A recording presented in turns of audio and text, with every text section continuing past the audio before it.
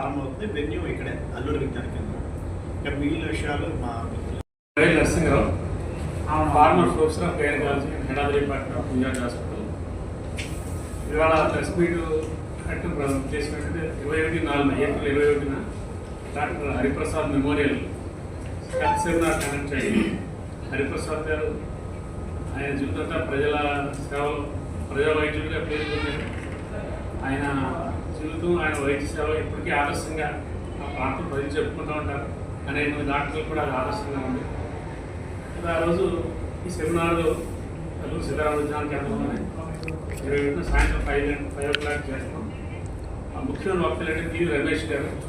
ఆయన IAS officer, health secretary చేశారు. అందుకని వైద్య రంగంలో ఆయన బాగా అనుభవం ఉంది. అలాగే డాక్టర్ సత్యవర ప్రసాద్, ఆయన academic director of medical education చేశారు. ఆయన కూడా ఆయన న్యూరో సర్జన్, కేజీహెచ్లో హెడ్ ఆఫ్ ది డిపార్ట్మెంట్గా చేశారు. సో ఈయనకి మెడికల్ ఎడ్యుకేషన్ కూడా ఈయనకి పూర్తి అవగాహన ఉంది. వీళ్ళు మన ఆంధ్రప్రదేశ్లో పరిస్థితుల్లో ఏం చేస్తే బాగుంటుంది, మనం ప్రజెంట్ పరిస్థితులు ఏంటి ప్రశ్నలు చెప్తారు.